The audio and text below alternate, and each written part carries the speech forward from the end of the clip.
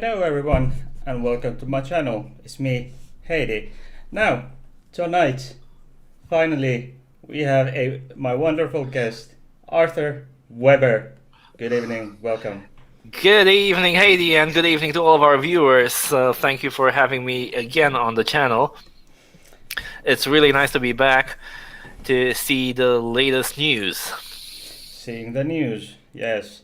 Now, as some of my viewers might not know who you are, could you go through a bit who you are and what you're about? Well, I'm Arthur Weber. Introduced me. I'm from Romania. I live in Oradea. That's in the western part of Romania, and I've been a really good friend of Heidi's since we've met on the Lloyd Evans channel last year.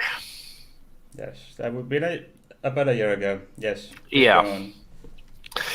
So I'm really happy to be here, and we're gonna discuss about two articles that appeared lately in the media. One regarding my homeland Romania and your homeland Finland. Yes. Thank you very much. Now we will be starting with the article regarding Romania. Romania. Romanian court law slams law banning discussion of gender education. Law curtailed rights to freedom of expression, health, non-discrimination. What's going on, Arthur? What do you know about this? So it was literally today that I saw the article, because unfortunately these articles don't make it into the mainstream media, and I can admit that I do read the press daily, and we on the television have a lot of specialized news networks, and as far as I know, none of them have covered this article. Actually, it refers to a decision by the Constitutional Court that was given on December the 16th. So the Constitutional Court released a press release stating that a certain law that was adopted in June that would have, among other things, banned activities aimed at spreading gender identity theory or opinion in educational settings is unconstitutional. And of course it is, because such a law would violate Romania's human rights obligations, including those undertaken as a party to the Istanbul Convention on Violence Against Women and the European Convention on Human Rights, which bans any LGBT-related discrimination. Yes, and this European Human Rights Convention is signed into by all EU countries, and correct. I'm sure that the Romanian government was well aware of regarding the content of the Human Rights Convention of the European Union. Of course. Knowing the content of Istanbul and European conventions on respective human rights, how did they think they would get away with it? Well, probably the Romanian legislators and members of the parliament thought that they might have certain decisive factors overlook certain details, and they might have, I don't know, probably based on certain levels of corruption in Romanian politics. Yeah, there's always corruption in politics, no matter what anyone else says. But this is one of those things that enforce the cis heteronormative ideology, which Yes. regarding when we discussed this previous article regarding Romania, it seems to be really deep rooted. It is. It is because it's rooted in the conservative approach of the Romanian people. And Yeah, and such roots really need time and new generations of more open-minded individuals to overcome this. yes, and it's. What do you think? Where does it in Romanian society? Last time we spoke of the communist era, of the communist era, and the how it affected the LGBT plus rights. Do you Yes. think it this issue we have here at hand? Do you think this stems from? Do you think it's the decades long the communist era with Ceausescu's, or is it religion, or is it some sort of It's hybrid of the both? it's a mixture of both. Yeah, because it's been over 32 years, I guess. Yeah, 32 years since communism fell in Romania and Ceausescu was assassinated. So it's less. So today it's less communist legacy and Hmm. more religious fundamentalism.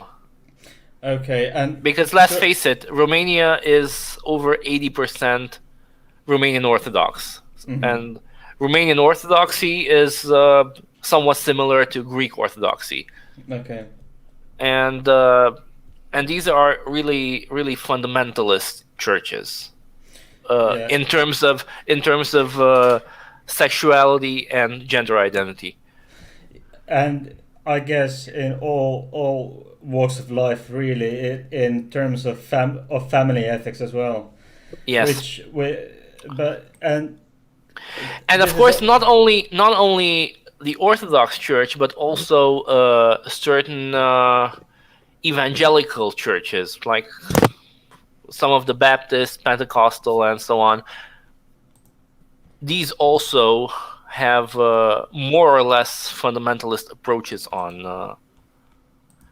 the concept of family. So husband, wife, children. yes, yeah, husband, wife, children, yes, of course, but that's a different matter.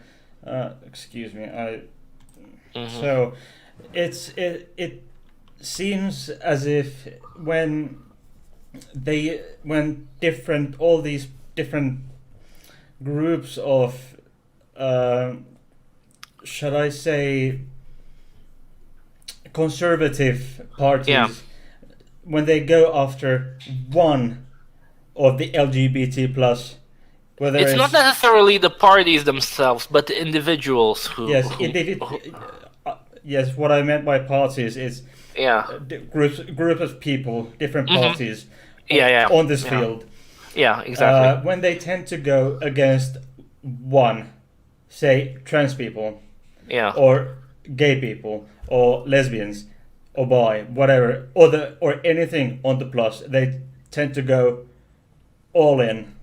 But that seems to me as if sometimes they just go in with one and then later on include everyone, all the LGBT plus, and the here we have also the intersex people, intersex children.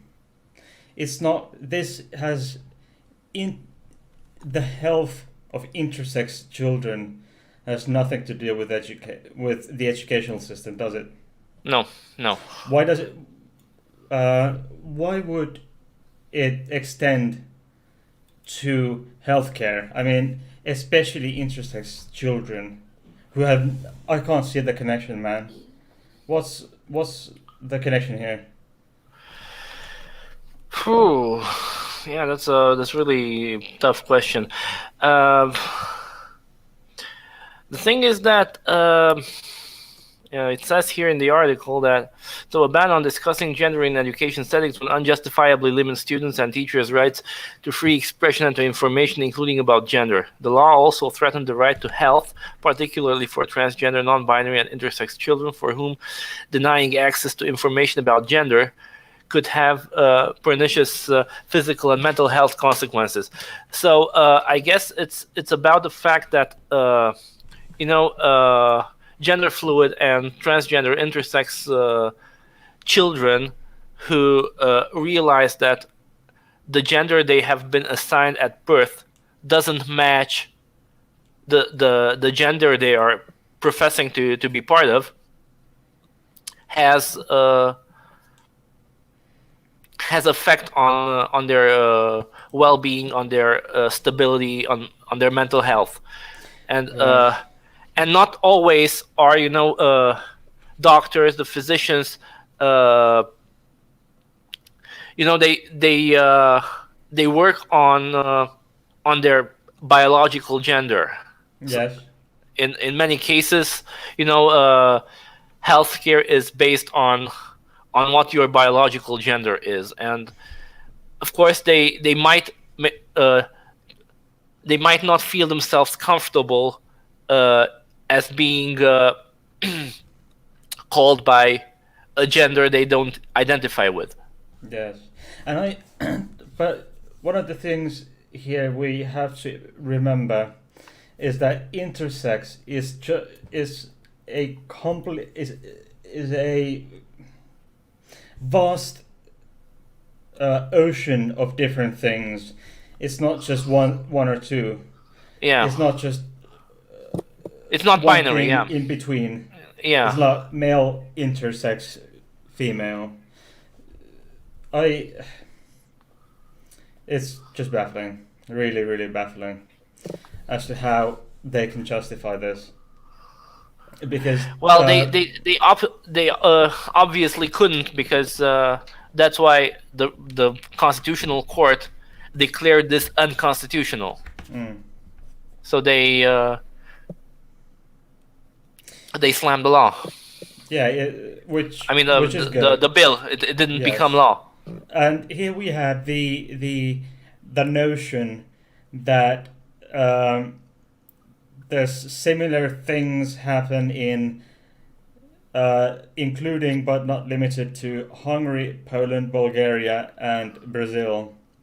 And there's the yes, courts and legislators should seek to curtail policies based on this dangerous dangerous rhetoric, first propagated by the Vatican and now sustained by those who seek to undermine the rights of girls, women, and lesbian, gay, bisexual, transgender, LGBTI people. And Yeah, governments around. I actually dug up this Vatican propaganda uh, stu- this Vatican propaganda on this issue.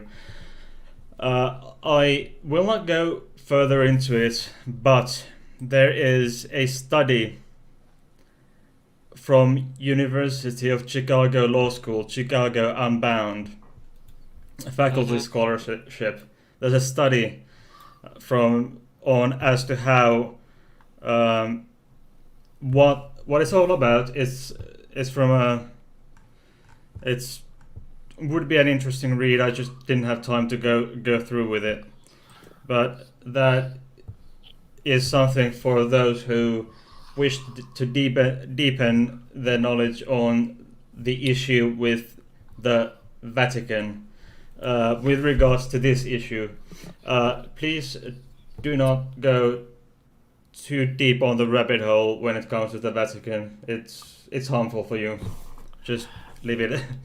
Yeah, I'll leave it at it that. says here the article will trace the Vatican's decades-long worldwide multi-front war on what it has come to call gender ideology from its very recent incarnation in Donald Trump's United States back through its origins in the last century, highlighting the central role that concerns about transgender rights have always played for the two popes who have most directly shaped the contours of this war, Benedict XVI and Francis. Among the claims of the paper is that the conceptual apparatus behind Vatican's anathemization of the complex of feminist, reproductive, and LGBT rights issues it has for a quarter century lumped together as gender ideology was already fully developed a decade before the 1995 Beijing conference. In the report that Joseph Cardinal Ratzinger, the future Benedict XVI, issued about the state of his church in 1984. Another is that the papacy of Francis, far from calling a truce, has given a new energy to this war. The paper will explore ways in which events in their respective homelands of Germany and Argentina shaped each of the two popes' strategies for this war, and how events in the US delayed the opening of a US home front in the war on gender ideology until the very recent past. Yes. So if you are interested in this study from the University of Chicago, the law school, Chicago Unbound, I will actually I think I'll leave the link in the I'll leave the link in the description box down below. But before I think I'll just do it before we go to the next article, because it would okay.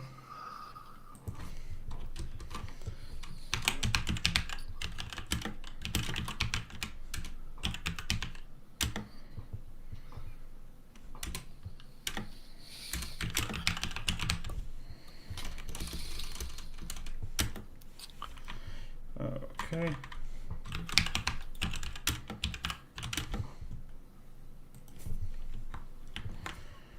Okay. Okay, there we are. It's in the description box down below now. Awesome. Okay, now we will go to the next article. Shall we, Arthur? Yeah, we shall, of course. Okay, so we have from Pink News, Finnish military backtracks after saying homosexuality is an obstacle. Heidi, you might zoom in on the article a bit so we have the text on the full width of the window. Okay. Perfect. So, the Finnish military backtracks after saying homosexuality is an obstacle to full service and in the same category as mental illness. And this is from November 8th last year. Now, what I should mention first, that Finland has a mandatory military service of 6, 9 or 12 months to all men between the ages of 18 and 64, I think. But basically you're either dragged, you go there, or you refuse arms and pick the unarmed civil service, which is under the Ministry of Labor. Mm-hmm. And then your third option is to go to prison.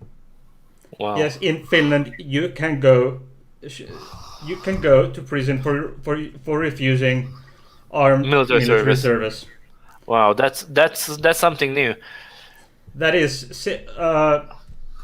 half the prison sentence is half of the military service you would have left. It's a maximum. The military service is 6, 9, or 12 months, and if you choose not to refuse the civil service altogether, the civil service is 12 months, no questions asked. If you refuse the military service, the armed service and the civil service, the minimum, so it's basically half of the civil service you have left. So, but if you haven't started, your prison sentence would be 6 months, and you have to do it the entire time, 6 months in prison. Oh my god! So, Well, we've had mandatory military service in Romania up until 2006. And it was, if I remember correctly, it was 18 months, so a year and a half. But if you went to military service right after graduating high school, but if you went to university, then you had a reduced term after you graduated university for I guess it was 6 months or 9 months. Yes. Okay. But in 2006 they got it out altogether, because I remember when I graduated high school in 2003, I was drafted in. But of course, I went to university after that, and while I was in university, they got rid of the mandatory military service. So I was lucky enough not to fulfill my military term. Yes. So as every one of you know, I'm trans, male to female. So I faced this issue, and I chose the unarmed civil service, which was 13 months at the time. It was reduced to 12 months later on. Actually, during the service time I was supposed to have, and yes, this advice came from the Center of Military Medicine. As I understand it, it's part of the Finnish military. It's Finnish Defense Forces. It's not Finnish military. It's or Finnish army. It's the Finnish Defense Forces, due to a number of reasons. But yes, according to the reports by the Finnish Parliamentary Ombudsman, the censor said in a training manual that sexual orientation, specifically homosexuality, was an obstacle to military service. I've never been to the military, so if this was actually the case, back then when I had the choice or had to make the choice, I never went to the military, so I don't know if this was the case back then. The material referred to demanding terms of service and community housing. Yes, the community housing. It's always. I'm not surprised that they came up with this community housing, because they are now planning on having gender neutral, binary gender neutral, mind you, community housing, because they have this community houses, housing. They have like 12, something like 5, 10, 12 men in the same dormitory. Dormitories. Yeah. They're basically planning these binary gender neutral dormitories, because here the military service is not mandatory for women, and the military service for women wasn't even legally possible until until early 90s. I think it was 93 or something, when we Hmm. had the first female Minister of Defense. She Wow. she was the main figure of getting it through in 93 or 94 when it came to effect, which is just a year or two before Finland joined the European Union. Hmm. Um, for this reason, cadets. Uh, for this reason, it said cadets should doubt their chances of successfully completing the training.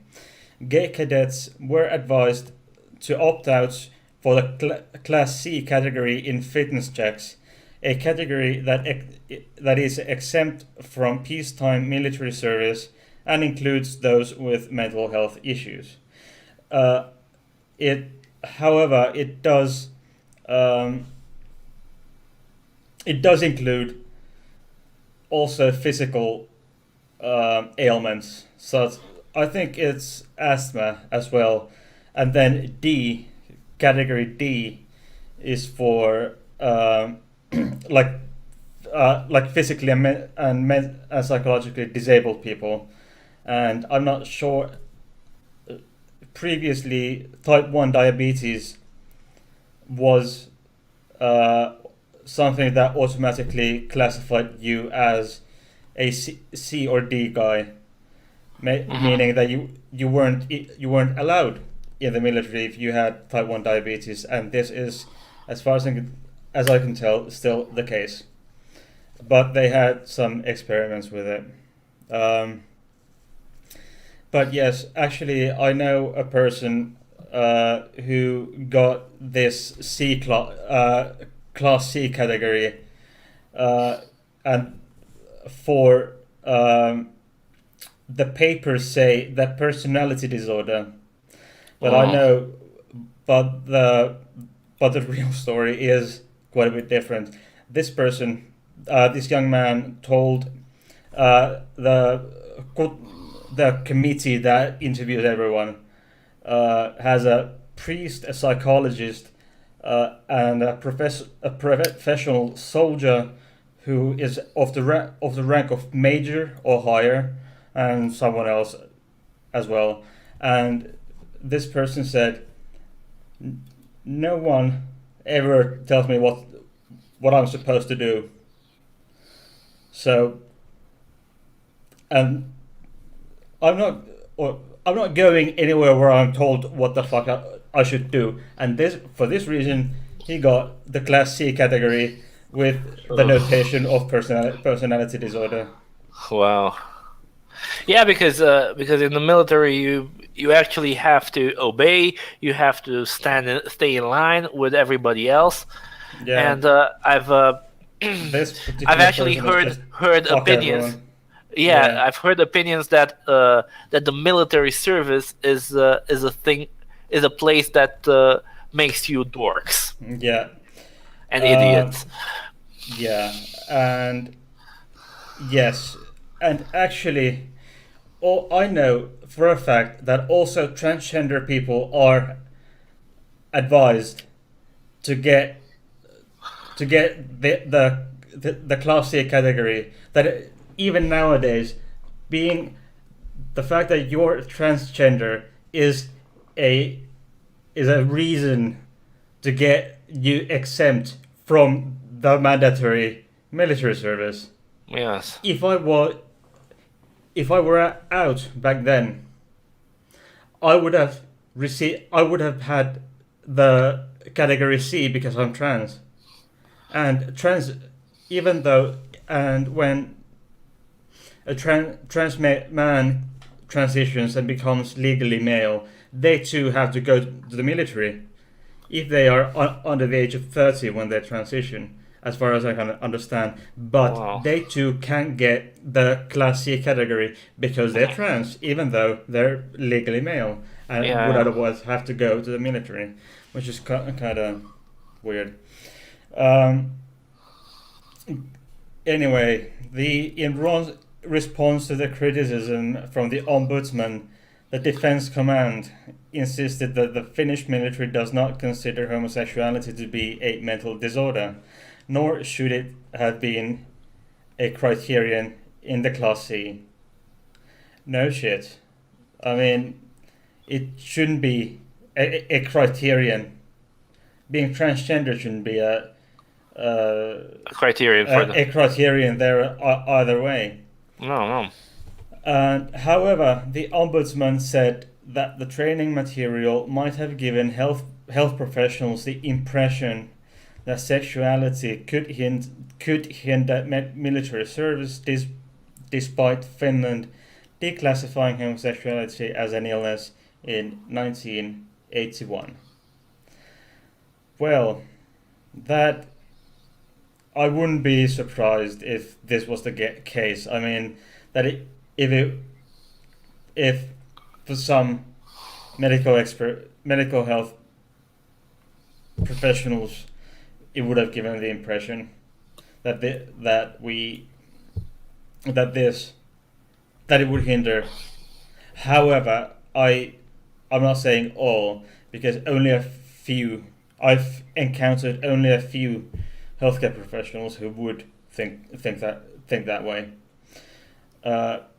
But nowadays, it's possible that some healthcare professionals might fall into the trap into thinking it does hinder the military service. I suppose it's only a minority. Yes, but it could, and that should be that risk, mind you, should be eradicated as soon as possible. But the Ombudsman found that the material was offensive and discriminatory, and these sections have now been removed from the document. Yeah, that's obvious. I mean, it's offensive and discriminatory, but let me pose a question. If the Ombudsman hadn't said anything, if they remained quiet, or didn't even, or if the Ombudsman never raised the case, never rang the bell, how long would it have taken for the Finnish Defense Forces to have taken this out? That's a really good question. Because the Finland declassified homosexuality as an illness back in 81. And it's 40 years ago. That's 40 years ago. Yeah, that's 40 fucking years ago. I mean, and this was written in 2020. November last year, which is not 39 years after the fact. I mean, that's even more since we've been alive. Yes, and it would have taken even longer. Yeah, unfortunately. If no one raised their voice. So that's why we have to be careful and speak out whenever we see something that's not fair. Mm-hmm. Yes. The controversial guidance is surprising coming from Finland, which is widely viewed as one of the most LGBT friendly countries in the world, which is the case. It's one of the friendliest countries for LGBT plus. That is correct, but not. No country is perfect.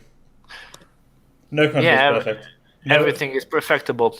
Yes. No organization, no person, no political party, no country, no continent is perfect. But hey, we can make it. And no rules and policies are. Yeah. Yes. But things can be improved. Things can definitely be improved, and luckily, that was the case here. The Finnish Defense Forces removed the offensive and discriminatory statements from the document. Yes, and last year the Gay Happiness Index ranked it as happiest country for LGBT plus people, beating Denmark, Norway, Iceland, the Netherlands, and New Zealand. Go Kiwis! Go! Yeah, go Kiwis. Public opinion is similarly high. A 2019 poll found that 80% of Finns think LGBT plus people should enjoy the same rights as heterosexual couple, and their newly elected Prime Minister Sanna Marin is a proud daughter of same-sex parents. She says her family's strong belief in equality is the foundation of her political views. Yeah, Yeah, that's really our prime minister was raised by a lesbian couple. Her mom and her mom's female partner. wow. That's really cool. She is the youngest. She's the youngest prime Prime minister Minister. ever. Prime minister ever in Finland. She was the youngest when she came into office. She was the youngest in the world in the office when she took office, and now she's the second youngest in the world. Wow, she's born in 1985. Wow, Yeah, yeah, she's young. She's really young. She's 30, what, 35? 35. Yeah. Yeah, and mother of one. She has a daughter, I think. Yeah, she has a child. Yes, and Yeah. She married last year, and yeah, they have a daughter Emma. Yeah, it says yes. here. Yes, but it's still, I find it still baffling as to how the stuff like this could be possible in this day and age. I mean, first, I kind of get it when it comes to the military. I'm not saying it's forgivable or it makes up an excuse as to why or how it would be possible to get stuff like that in. It's still a state. It's still a state entity, being the military. It's why do you think there is a is there a possibility, or how likely do you think it is that the Romanian armed forces could have similar material to what we have here? I have to look it up because I'm not familiar with the documents used by the Romanian military. Okay. Because it's kind of, I would assume, because I suppose they don't even have them because we don't have any mandatory military training anymore. but I would assume they would have regardless, because in countries that do not have mandatory military service, they would, in a way, in many ways, have some LGBT plus phobic stuff. Yeah, they might have.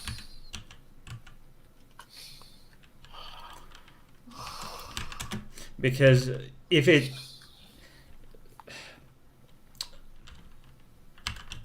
I think it would be weird if that wouldn't be the case.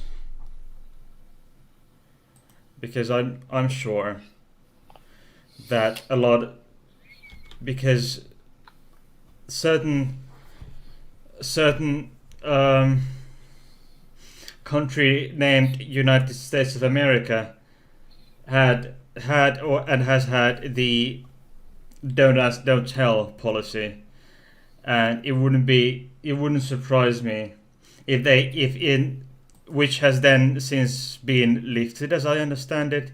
Mm-hmm. Um, but still, it wouldn't surprise me if they had um, some anti-LGBT stuff in their curriculum materials. Mm-hmm. Mm-hmm. It's got to be. Maybe leftovers or anything, yeah, of some sort. Yeah, which is kind of it. It's still kind of saddening, don't you think? In Finnish defense forces, It and is. as well as many other countries, you would have such anti-LGBT plus shit in their training manuals, Yeah, and it's then really. they would remove it. They wouldn't remove it until they got a slap on the wrist that take it off. Uh, because Yeah, there we've. are plenty of people, I'm sure, who would want to join the military, but then cannot because they're gay or lesbian or trans, non-binary, intersex, whatever Mm-hmm. their gender identity or expression or sexual orientation is. They're happy as themselves, and then they hit this obstacle. Um, we had a few years ago a sort of not really a scandal per se. We had this Finnish guy, a petty officer of the Finnish Navy, uh, who participated in the Helsinki Pride parade Mm-hmm. couple of years ago in his uniform, Wow. in his full military uniform, Wow. and that became a huge deal. They all, Yeah, he was courageous. yeah. I'll, I'll Yeah, you really have to have the balls to,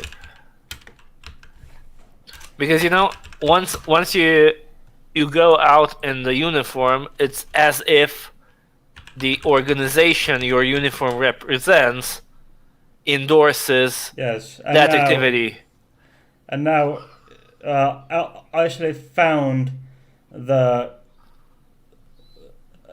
thing. It's one of that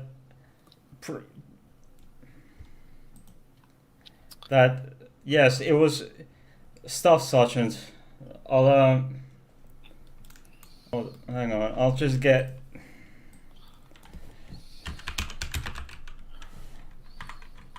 Yeah, I mean this guy.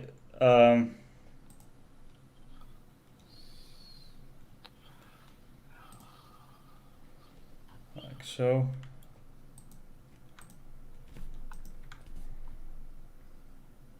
So it's really it's not it's really positive fun seeing these kinds of things, in many ways.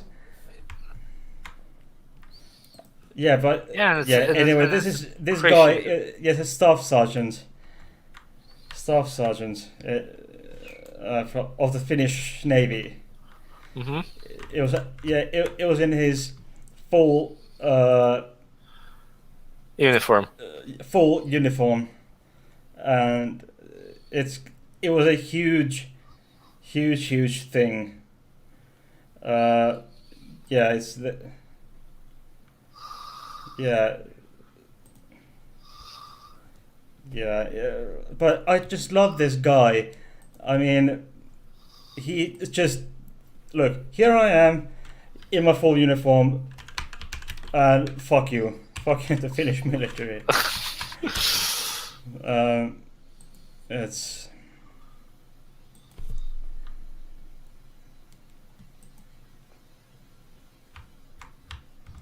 It's this is a wonderful guy. He is really active on Twitter. At least used to.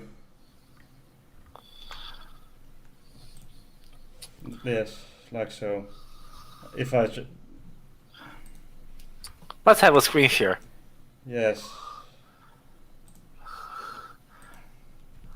Oh yeah, awesome. Yeah, and yeah, here he is. You know, being all sassy. I think it's the term is staff sergeant. His rank, but it caused, as you can imagine, it caused quite a stir. It back did. then. It did. It was like there was some talk of the first of all the military, that him getting fired first of all from his position in the military, and I think some even claim that he would lose his rank, his military rank. It would be taken away from him, because he disgraced the Finnish military. But hey, who knows? Yeah, Staff Sergeant Juho Pilvenainen wore his dress uniform when marching in the Helsinki Pride Parade on July the 2nd. Yeah. I hope I didn't butcher his name.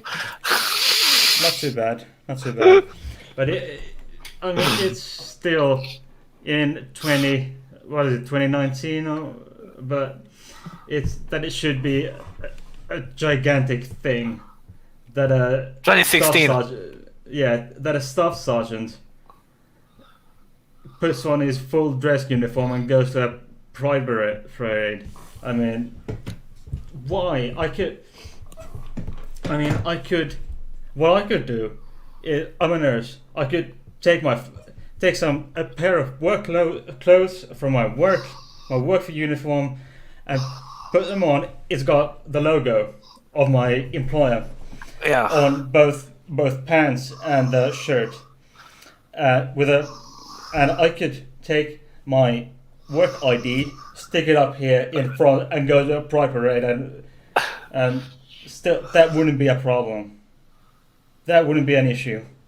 At least it wouldn't be. I mean, I know the place I work for has an equality program, but the military should as well, because even though my employer is the biggest private sector employer in that particular field, it's the biggest private sector employer in the country. Ooh. But the Finnish military, they have the monopoly on guns and stuff. Yeah. Guns and shit. Exactly. But my employer doesn't have the monopoly on that. What we do, but we are not the only one. But yeah, but you're the largest private. We're the largest, and the Finnish military is the largest. They're the only one. That's why I think they should, in a country like Finland, they should have a very special equality program. Yeah. Which is quite baffling, maybe. Which is it's shocking they don't have it in a country like Finland. And I actually have a contact in the Finnish military. He's a general. I know a friend's dad, but nothing more about that live. But I might propose things. Who knows? But I would love to see, because they've had the police chiefs and high-ranking military officials. I think they've had the commander of the Swedish military in full uniform in Stockholm Pride Parade. When is that coming to Finland? I want to know. I mean, I know it's Sweden. Alla elever, but heja Sverige. I truly hope we get that in Finland, and I truly hope that your government doesn't get any silly ideas in the near future. I hope so. Because I truly hope that I wouldn't want any more news like the ones with from Romania or any other country that with the articles we like stuff that we got from Romania Yeah.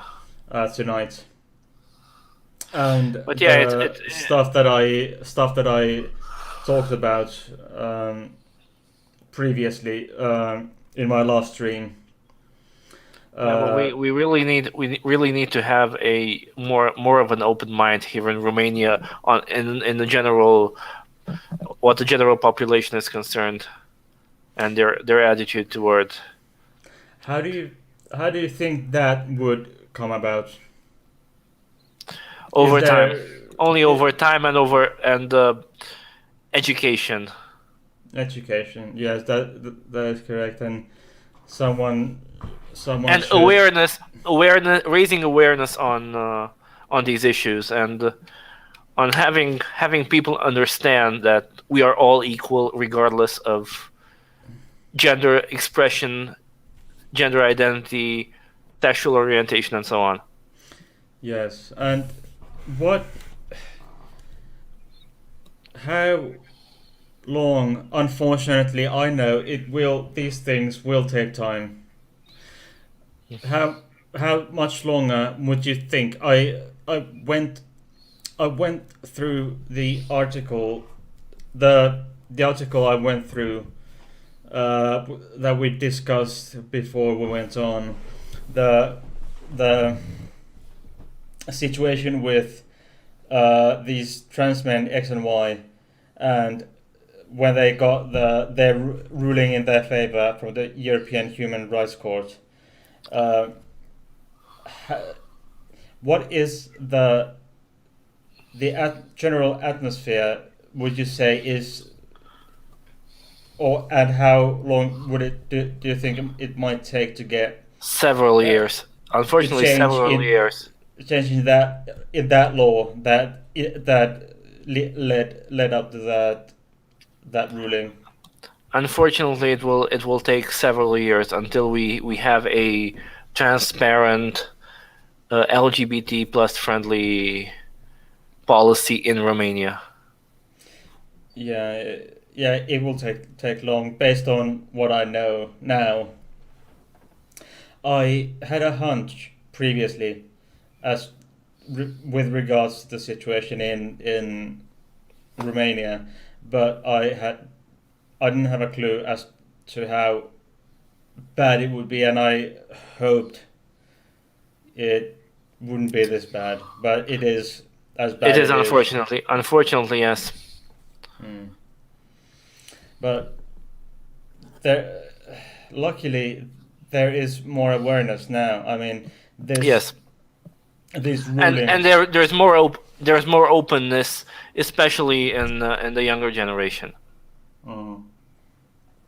Do you think that, say, 10, 15 years ago, this kind of ruling from the constitutional court with regards to this positive outcome, would it have been possible 10 to 15 years ago? This kind of ruling, It would have been less possible, but not impossible, because 10, 15 years ago there already was an openness towards gender equality, but probably not as enforced as today. yes, and I hope it's gonna be Much better in the future. Yeah. I mean, but not just Romania, but Finland has a long way to go because this article that we discussed, this it wasn't long ago. It was just 2 years ago. It was just Yeah. 2 years ago that they removed it from their materials. What, 2 or 3 years ago maybe, but before present. Yeah, Uh, it was 37 years since they should have been removing it. yes. So Yeah. If Finland who is really LGBT plus friendly and the most open country according to the Gay Happiness Index, Mm. then Romania who is probably on the opposite side of the top has even more to Even go. more to do. Maybe 37 years from now, we'll maybe we'll have this discussion, the same discussion on the same platform in 37 years from now, and see see what's going on, if we even Yes, see. if we will get to that age and yeah, we'll be 70, 80 years old and we'll be discussing on YouTube and on StreamYard. Oh yeah. Yeah. Well. Anyway, So I yeah, think we're I nearing think we the hour are mark. nearing at the hour mark, and I think we are Wrapping pretty up. much done. We are wrapping up, and we have one person watching. If this one lovely person has any questions for us, questions, comments. That one person is probably me because I also have no. I'm not having. I'm not. No, I'm no longer on YouTube. I was. Okay, it's not. So it's not you. So if there is anyone, the person watching, if you have any questions, please leave it in the chat. and And we'll be we'll wrapping up in, say, 3 or 4 minutes from now, and I will be back as soon as I can with some more articles, and I have one article already up my sleeve, as per courtesy of Arthur Weber, I think, and I'll be. This stream was on a bit of a short notice, unfortunately, but the next stream will be published or announced rather. Well ahead of time. well So ahead of time, yes. Unlike tonight, but now that we do not have anyone